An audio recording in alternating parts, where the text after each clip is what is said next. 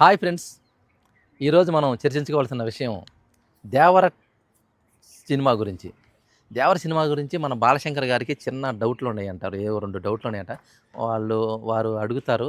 దానికి మనం మనవైన విధానంలో అతనికి క్లారిఫికేషన్ చేద్దాం. Okay Balashankar. Hi hi Srinivas.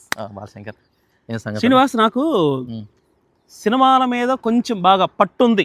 అంటే అంత ఓవర్ కాదు కానీ కొంచెం బాగా సినిమాలు చూస్తాను నేను. అప్పుడు చిన్నప్పుడు బాగా సినిమాలు చూసేవాడిని. మా నాన్న చెప్పబెట్టకుండా గోడది ఒకటి వెళ్ళటాలు, సినిమాలు చుట్టాలు, తన్నించుకోవడాలు చాలా ఉండి ఆ రోజు మనకు తెలుసు కదా. కాకపోతే ఏంటంటే నాకు ఈ మధ్యకాలంలో వచ్చినటువంటి సినిమాలన్నీ కూడా పరమ దరిద్రంగా ఉంటున్నాయి. సరే, ఏదన్నా ఒక సూపర్ డూపర్గా వచ్చింది అనుకుంటే ట్రిపుల్ ఆర్ అసలు super duper hit. So Jakkanna తీసిన సినిమాలన్నీ కూడా సూపర్గా ఆడాయి. కాకపోతే ఇక్కడ నాకు వచ్చిన డౌట్ ఏంటంటే, దేవర సినిమా తీశారు, ఆ సినిమాలో ఏముందని ఈరోజు సెకండ్ రిలీజ్ జపాన్లో చేస్తూ ఉన్నారు. సెకండ్ రిలీజ్ కాదు శంకర్, ఆ సినిమాని జపాన్ లో డబ్ చేసి వాళ్ళ భాషలో డబ్ చేసి రిలీజ్ చేస్తున్నారు. అవును, అంటే వాళ్ళు అక్కడ ఎన్టీఆర్ కి మంచి విపరీతమైన ఫ్యాన్ ఫాలోయింగ్ ఉంది. ఓకే. మన ఇండియా సినిమాల్లో కల్లా నెంబర్ 1 స్థానంలో రజనీకాంత్ గారు. జపాన్ లో విపరీతమైన క్రేజ్ ఉంది అతని సినిమాలో. ఆయన తర్వాత ఎన్టీఆర్ఏ విపరీతమైన క్రేజ్ ఉంది కదా. ఆ క్రేజ్ ని యూజ్ చేసుకోవడానికి అక్కడ రిలీజ్ చేస్తున్నారు, అంతేగాని ఏముందని కాదు. నాకు జనరల్ గా ఒక ప్రోడక్ట్ కొంటున్నామంటే ఆ ప్రోడక్ట్ మనకు ఉపయోగపడే దాన్ని బట్టి దాని యొక్క ఉంటుంది. అట్లాగే సినిమాలో కూడా ఒక మంచి కంటెంట్ ఉంది అనుకోండి. ట్రిపుల్ ఆర్ రిలీజ్ అయిందంటే అదొక మంచి స్టోరీ, ఆ స్టోరీ దగ్గర వెళ్ళిపోయింది. కానీ ఇప్పుడు అన్నిట్లో ఉన్న ఒక సపరేట్ హీరో పక్కకు వచ్చేసి ఆయన ఒక సినిమా తీసి ఇది pan India hero, so super duper cinema అని చెప్పారు. కానీ ఇందులో కథ పరంగా అంటే స్టోరీ పరంగా అందుట్లో అంత పట్టున్న ఏమీ లేదు కదా. స్టోరీ అంటే ఆల్రెడీ ఒక దొంగలు, అంటే సముద్రంలో ఉన్నటువంటి ఒక దొంగలు తీయటం, ఆ దొంగల యొక్క సెంటిమెంట్ మీద దాన్ని తీయటం.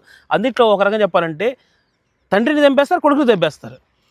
లేదు, అక్కడ నీకు మనకి క్లారిటీ ఇవ్వలేదు కాదు. తండ్రి చచ్చిపోయాడని క్లారిటీ ఇవ్వలేదు, కొడుకు చనిపోయాడని క్లారిటీ ఇవ్వలేదు. అదేంది, రత్నగిరి అనే ఒక ప్రాంతం, ఓకే, అది కొండల మధ్య ఉంటుంది. వాళ్ళు ఏంది, వాళ్ళు జీవనం బతకడానికి ఏం చేస్తారంటే సముద్రం మీద వచ్చే అది ఫస్ట్ కథను మనం స్టార్ట్ చేస్తాం. ఎలా స్టార్ట్ చేస్తారు, బ్రిటిష్ వాళ్ళు ఉంటారు కదా, ఆ బ్రిటిష్ వాళ్ళు ఏం చేస్తారు, వీళ్ళని వాడుకొని ఆ సముద్రం మీద విలువైన వస్తువులని, అది మన ఇండియాకి తరలిస్తున్నట్టుగా విలువైన వస్తువుల్ని తరలించి అట్ట వాడతారు, మంచిగా వాడతారు. తర్వాత మన స్వతంత్రం వచ్చేసరికి వాళ్ళ జీవన విధానం పోయిద్ది. అవును, అంటే వాళ్ళు బతకడానికి ఏం అవకాశాలు ఉండవు. మన ప్రభుత్వం వాళ్ళని పట్టించుకోదు. అందుకని వాళ్ళు ఏం చేస్తారు, ఈ సముద్రం మీద వచ్చే నౌకలు వస్తుంటాయి కదా, వాటి మీద చిన్న దొంగతనాలు చేసి వాళ్ళ కుటుంబాలను పోషించినట్టుగా చూపించాడు అది. అంతేగాని ఇందులో ఎవరిని చెడగొడతాం ఏమో లేదు. కానీ ఇంకొక విషయం కూడా గమనించారండి, ఈ మధ్యకాలంలో వస్తున్న సినిమాలు ఎక్కువ కాంట్రవర్సీ సినిమాలు అంటే తప్పుగా అనుకోవద్దు. ఎందుకంటే మొన్న వచ్చేసి పుష్ప 2 తీశారు.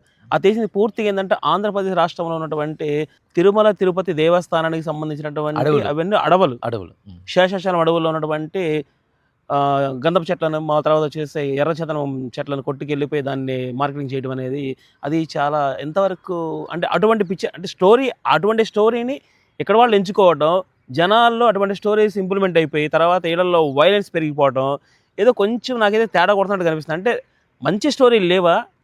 ఇప్పుడు శంభాజీ సినిమా తీశారండి, నిన్న సూపర్ డూపర్ హిట్ అయింది. సో ఇటువంటి మంచి సినిమాలు తీయలేరా? అది మనం ఎలా చెబుతాం శంకర్, ఎందుకంటే సినిమా అన్న తర్వాత రకరకాల కథలు వస్తుంటాయి, స్టోరీలు వస్తుంటాయి. నీకు ఒక థాట్ వచ్చింది, నాకు ఒక థాట్ ఉండిద్ది. నీకు నచ్చినట్టు నువ్వు తీస్తున్నావు సినిమాలో, నాకు నచ్చినట్టు నేను తీస్తాను. జనాల మీద వదులుతున్నారు, అది జనాలు చూస్తే ఆడతాయి, చూడపోతే ఆడవు. దానికి మనం చెప్పలేము, ఎందుకంటే ఎవరి ఒపీనియన్ వాళ్ళ ఒపీనియన్ వాళ్ళు చేసుకుంటున్నారు. అంతేగాని ఇది ఇట్లా కాదు. ఆ సినిమాల గురించి చర్చించాలంటే అది వేరే విషయం. ఇది దేవర గురించి నువ్వు అడుగుతున్నావు కాబట్టి, దేవర ఇందులో సినిమా అతను ఫస్ట్ ఎలా దొంగగా ఉన్నాడు, ఆ దొంగతనాల వల్ల మనం చేసే దొంగతనాల వల్ల సమాజంలో ఏం చెడు జరుగుతుందో కళ్ళారా చూస్తాడు. దాన్ని మార్చడానికి అతను ట్రై చేస్తుంటే అతన్ని చంపేస్తున్నట్టు చూపిస్తారు. అంటే చంపేదని మనం చూపిస్తారు అంతేగాని అసలు ఎవరు చంపారు ఇవన్నీ దానికి సంబంధించిన ఏం లేరు. ఇప్పుడు ఈ జపాన్లో వస్తున్న విపరీతమైన క్రేజ్ చూసి అసలు మన కొరటాల శివ గారు కూడా ఆశ్చర్యపోయారు. అసలు లేడీస్ ఫ్యాన్స్ అసలు ఏమి ఎన్టీఆర్ వస్తే అసలు ఏమి అసలు వాళ్ళకి అసలు చెప్పడానికి వీలు లేదనమాట. అసలు అతని క్రేజ్ చూసేదానికి అతనికే మైండ్ బ్లాక్ అయ్యి ఈ సినిమాని ఎలాగైనా కొంచెం విమర్శలు వచ్చినాయి. దేవర 1కి విమర్శలు వచ్చినాయి. ఈ దేవర పార్ట్ 2లో ఆ విమర్శలు ఏమి రాకుండా నెక్స్ట్ అతను చాలా కష్టపడి ఎన్టీఆర్ గారు కూడా బాగా చెప్పినట్టున్నారు, నేను బాగా తీస్తానని చెప్పారని సమాచారం. అంటే పార్ట్ 2 వచ్చిందని నువ్వు అనుకుంటున్నావు? పార్ట్ 2 వచ్చింది. తప్పనిసరి. ఇప్పుడు అంటే ఎన్టీఆర్ది పార్ట్ 2 ఈ సంవత్సరం ఆగస్టు 15 రాబోతుంది. ఓకే. దాని తర్వాత Prashanth Neel cinema Dragon shooting జరుపుకుంటుంది. ఓకే. అది అయిపోగానే దేవర పార్ట్ 2 బిగిన్ అయింది. ఓకే. వచ్చింది, రాకుండా ఏముండదు. ఎందుకంటే ఈ సినిమా సంబంధించింది చాలా మందికి చాలా క్వశ్చన్స్ అట్టా మధ్యలో ఉండిపోయినాయి. అంటే ఫస్ట్ ముందుగానే కావాలి, సెకండ్ పార్ట్కి ముందుగానే లైన్ వేసుకొని వదిలేశారంటావు? అవును, చెప్పేది. ఈ సినిమా షూటింగ్ జరిగేటప్పుడే డైరెక్టర్ గారు వచ్చేసి ఈ సినిమా ఒక్కొక్క భాగం తవ్వట్లేదు, 2 భాగాలుగా తీయాల్సి వస్తుంది అని అనుకున్నారు. కానీ అనుకొని ముందుగా చెప్పి వదిలేరు. కాకపోతే జనంలో ఏంటంటే ఈ పార్ట్ మీద అంతగా ఎక్కల. అది ఓన్లీ కేవలం ఎన్టీఆర్ క్రేజ్ మీదే ఈ సినిమా దేవర 1 ఆడింది. కానీ దానికి సంబంధించిన చాలా క్వశ్చన్స్ జనానికి క్లారిటీ ఇవ్వాల. నేనే చెబుతున్నాను, క్లారిటీ ఇవ్వాల.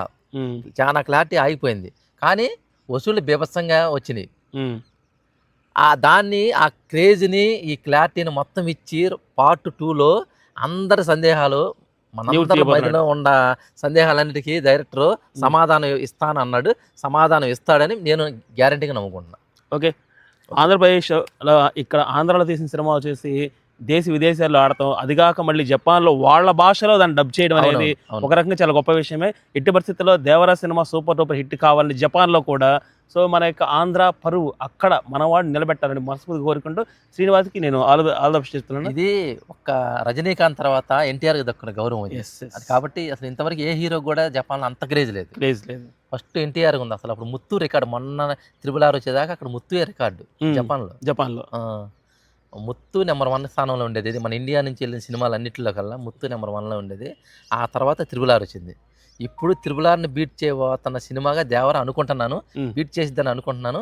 తర్వాత మనం చెప్పలేము. నువ్వు అనుకుంటే 100% అదే జరిగింది. ఎందుకంటే సినిమాలకు సంబంధించి పెద్ద నాలెడ్జ్ అంత నాకు లేకపోయినా కొంచెం పర్లేదు కాబట్టి, కానీ చెప్పగలను డెఫినెట్గా. నువ్వు అనుకున్నావంటే, ఎందుకంటే నువ్వు ఆల్మోస్ట్ మనవాడు కూడా కొంచెం సినిమాల గురించి బాగా అవగాహన ఉంది, బాగా చెప్తుంటాడు ఎక్కువ. అంతకుముందు అయితే ఇప్పుడంటే మనకి యూట్యూబ్ ఛానల్ వచ్చినాయి, సినిమాలు టీవీలు వచ్చినాయి. అంతకుముందు కేవలం పుస్తకాలు వచ్చాయి అనమాట. జ్యోతి చిత్రం చేసారా, దాంట్లో స్టోరీలు రాసేవాళ్ళు.